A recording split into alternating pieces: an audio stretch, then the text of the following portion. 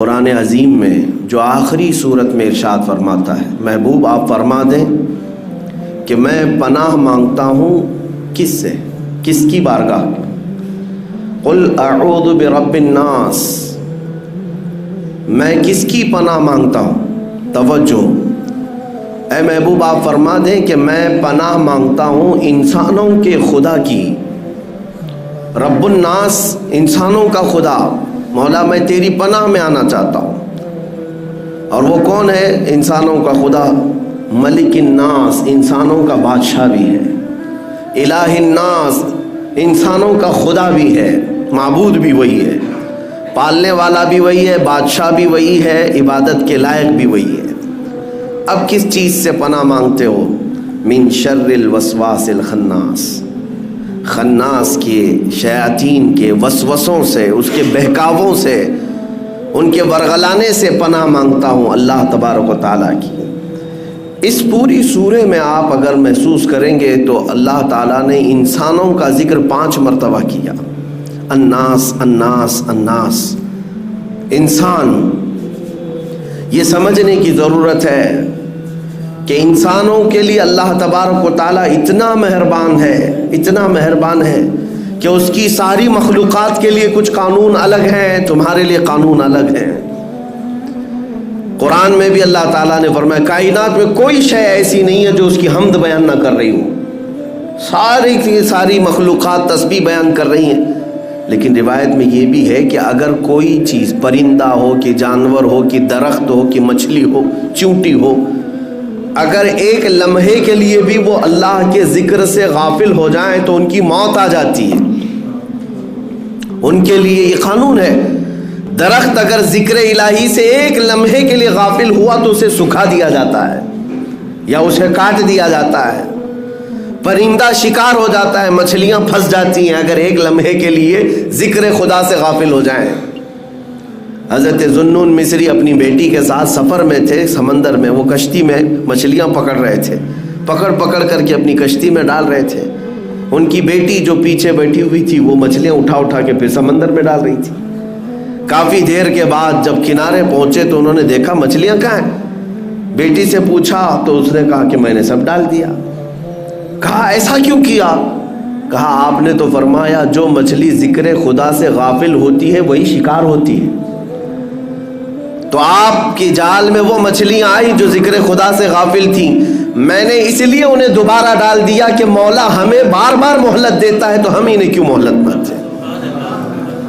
اب اندازہ کریں، میں یہ بات اس لیے عرض کر رہا ہوں کہ ان ساری مخلوقات کے لیے قانون تو یہ ہے کہ وہ اگر ذکر خدا سے غافل ہو جائیں تو مر جائیں، جل جائیں یا کٹ جائیں، لیکن اے انسانوں، ہمارا حال یہ ہے کہ اس خدا سے غافل رہنے والے کو بھی وہ کھلا رہا ہے، عبادت کرنے والے کو بھی کھلا رہا ہے۔ گناہ کر کے بھی انسان جی رہا ہے، نیکیاں کر کے بھی جی رہا ہے، یہ اس کی مہربانی اور رحمت ہے انسانوں پر خاص۔ ابراہیم علیہ السلام کی عادت تھی کہ وہ بغیر مہمان کے کھانا نہیں کھاتے تھے، بغیر مہمان کے ان کے ہاں دسترخوان ہی نہیں بچھتا تھا۔ ایک بار 2 دن ہو گئے کوئی مہمان نہیں آیا، آپ بھی کھانا نہیں کھائے۔ تیسرے دن راستے میں ایک ادھیڑ عمر کا کوئی شخص ملا، مسافر تھا۔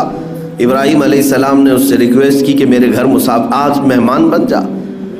وہ کیسے لوگ تھے کہ زبردستی اپنے گھر مہمان بلاتے تھے۔ مہمان نوازی میں پوری دنیا میں سب سے زیادہ مشہور ابراہیم علیہ السلام کی ذات تھی۔ تو وہ شخص آیا، ابراہیم علیہ السلام نے دسترخوان بچھائے اور کھانے رکھے، کہا اللہ کا نام لو اور شروع کرو۔ تو آنے والے نے کہا میں اللہ کو نہیں جانتا اور نہ ہی میں مانتا ہوں، میں اللہ کا نام لینے والا نہیں ہوں۔ تو ابراہیم علیہ السلام نے دسترخوان کھینچ لیا اور کہا اٹھ کر جا تو چل، اس لیے کہ میرے گھر کا ہر لقمہ اللہ کے نام سے ہی جائے گا۔ دسترخوان کھینچ لیا، وہ شخص چلا گیا۔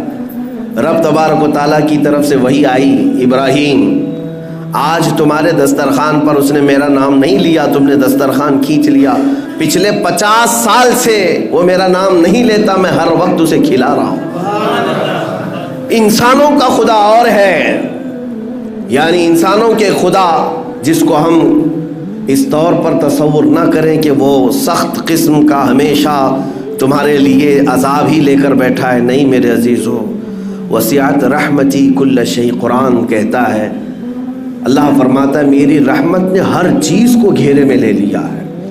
اگر وہ ہم پر رحم نہ کر رہا ہوتا تو پھر ہمارے ہر گناہ پر آج پکڑ کر رہا ہوتا، ہر ایک گناہ کے بدلے ایک ایک نعمت چھین لیتا ہم سے، لیکن ایسا نہیں ہوا ہے۔ عدل تو یہی ہے، انصاف تو یہی ہے کہ اس کی زمین ہے، اس کا آسمان ہے، اس کی ہوا ہے، اس کی کائنات ہے، اور اسی کی کائنات میں رہ کر بندہ جب اسی کی نافرمانی کر رہا ہے تو پھر انصاف تو یہ چاہتا ہے کہ نافرمانی کرنے والے کی پکڑ کی جائے۔ اگر تم ایک نماز نہیں پڑھے تو ناک کاٹ دی جائے گی، دوسری نہیں پڑھو گے تو دانت توڑ دیے جائیں گے، تیسری نہیں پڑھو گے تو ہاتھ توڑ دیے جائیں گے۔ کیا ایسا ہو رہا ہے؟ نہیں ہوتا۔ تو رب تبارک و تعالی ہم بندوں پر عدل نہیں بلکہ فضل فرما رہا ہے، فضل فرما رہا ہے۔ دو باتیں عرض کر کے میں اپنی بات کو سمیٹ لیتا ہوں۔ میرے عزیزو، اللہ تبارک و تعالیٰ اپنے بندوں پر کس قدر مہربان ہوتا ہے، اسی لیے اس سورہ میں اللہ تعالیٰ نے اپنے حبیب سے فرمایا کہ اے محبوب آپ فرما دیں کہ پناہ مانگنا ہے تو رب الناس کی پناہ مانگو، انسانوں کے خدا کی پناہ مانگو، اس سے بہتر پناہ تمہیں مل ہی نہیں سکتی، اس سے بہتر پناہ کہاں ہے۔ ایک بار رسول کریم صلی اللہ تعالیٰ علیہ وسلم مسجد نبوی شریف میں بیٹھے، اپنے گھر سے تاخیر سے آئے اور بیٹھے بیٹھے اکیلے میں ہنسنے لگ گئے، مسکرانے لگ گئے۔ صحابہ نے پوچھا تھوڑی دیر کے بعد کہ اے اللہ کے نبی آپ کو کس چیز نے ہنسایا؟ کون سی چیز ہے جس کو دیکھ کر کے آپ مسکرا پڑے؟ وہ رہتے ہیں اس خاکدان گیتی پر لیکن جلوے دیکھتے ہیں پورے عالم کائنات کے، وہ ہر چیز ان کی نظروں کے سامنے ہے۔ حضور اکرم صلی اللہ علیہ وسلم نے فرمایا اللہ تبارک و تعالیٰ نے مجھ سے کہا اے محبوب کیا تم میرے بندوں کے درمیان ہونے والا فیصلہ دیکھنا چاہتے ہو؟ تو میں نے کہا ہاں مولا دکھا تیرا فیصلہ کیسے ہے۔ تو رب تبارک و تعالیٰ اپنے بندوں کے درمیان جو فیصلہ کر رہا تھا وہی بات میں دیکھ رہا تھا۔ صحابہ نے پوچھا کیا فیصلہ ہے؟ کہا ایک بندہ اٹھایا گیا اور اللہ تبارک و تعالیٰ کی بارگاہ میں جب پیش ہوا تو اس نے مقدمہ کر دیا، اللہ کی بارگاہ میں دعویٰ کیا کہ مولا فلاں آدمی کے اوپر میرا قرضہ باقی تھا، فلاں آدمی کے اوپر میرا حق باقی ہے، اس نے پیسے میرے لیے تھے، فلاں چیز لیا تھا لیکن دیا نہیں مجھ کو، مجھے آج حق چاہیے۔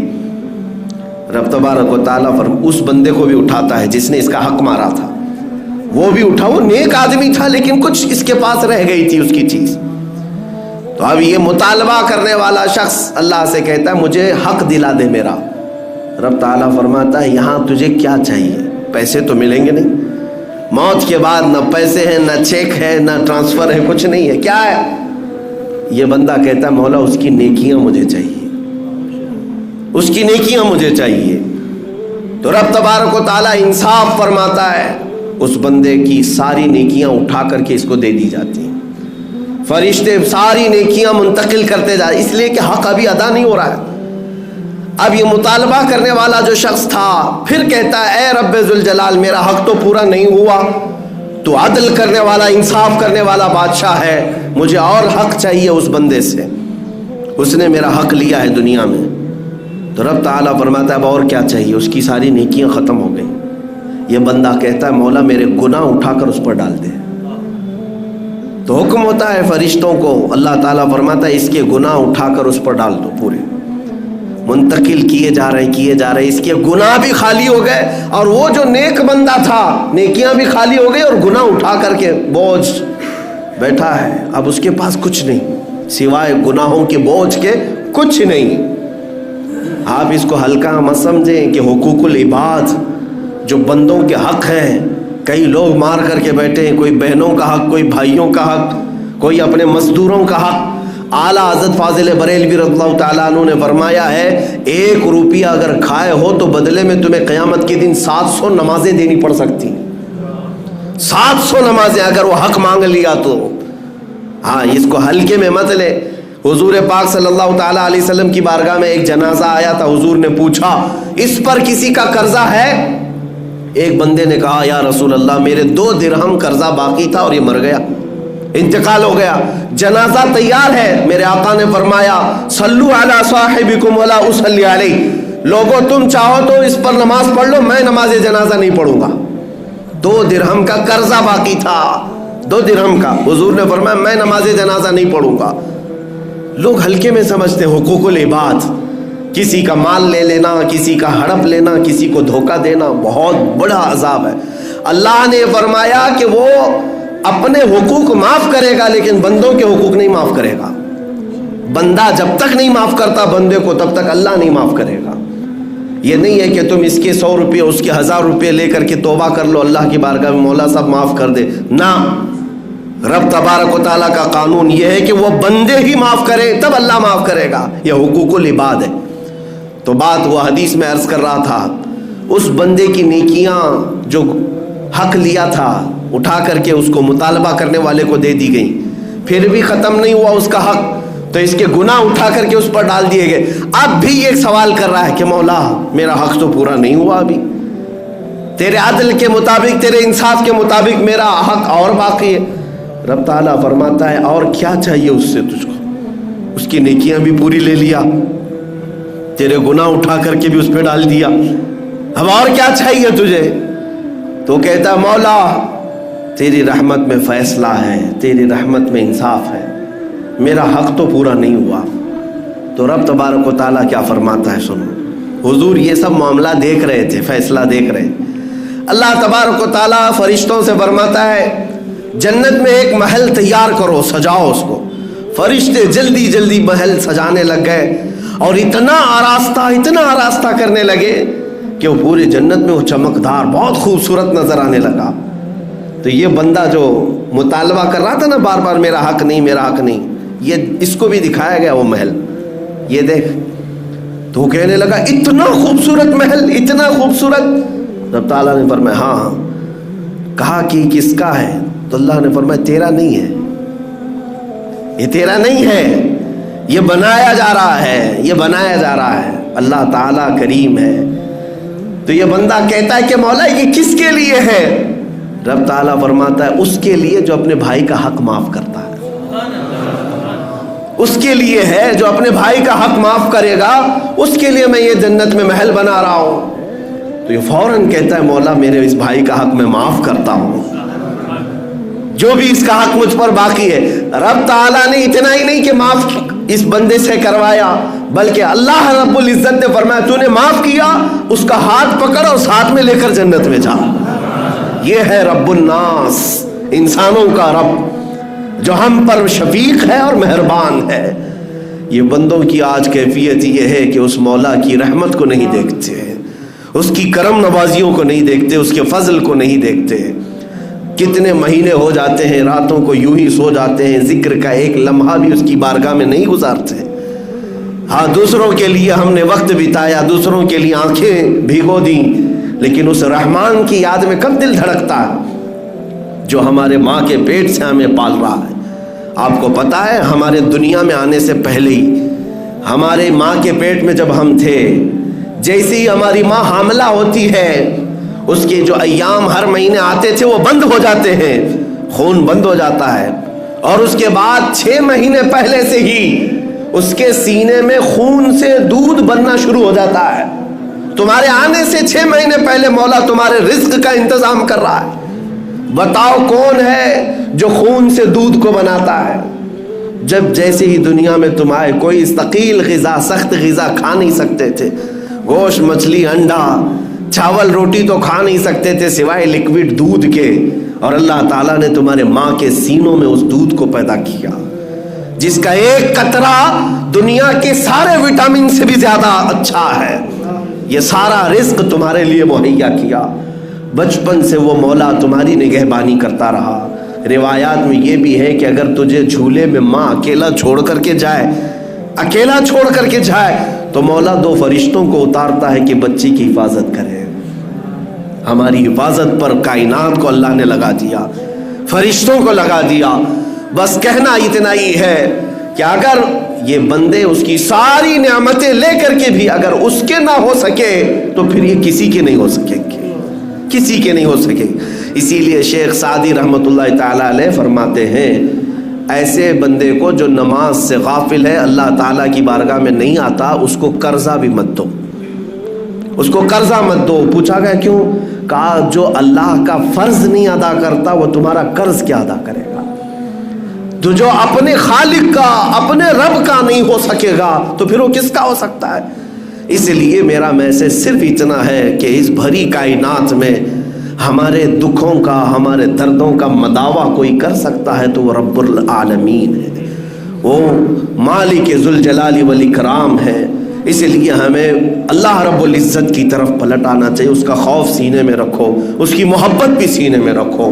وہ تمہیں خواہ مخواہ عذاب کا ایک ذرہ بھی نہیں دے گا، کبھی نہیں دے گا. ہاں اتنا ہے کہ اس نے وعدہ تو کیا ایک نیکی کرو تو میں بڑھا کر 10 دے دوں گا، لیکن پورا قرآن پڑھ کر کے دیکھو کہیں اللہ نے یہ نہیں فرمایا ایک گناہ کرو گے تو 10 بڑھا دوں گا. نہیں، گناہ ایک کیے ہو تو ایک ہی کی سزا، لیکن نیکیوں کے لیے کہتا ہے کہ ایک بھی کرو گے تو میں 10 گنا بڑھا کر کے دوں گا. یہ رحمت نہیں ہے تو کیا ہے؟ وہ رب الناس ہے. مولا کریم اپنی رحمت میں ہمیں جگہ عطا فرمائے.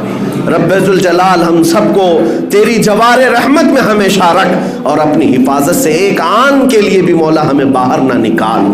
مولا ہماری موت آئے تو تجھ پر ایمان لاتے ہوئے موت آئے، اور تیری بارگاہ میں سرخروئی کے ساتھ ہمیں اٹھایا جائے.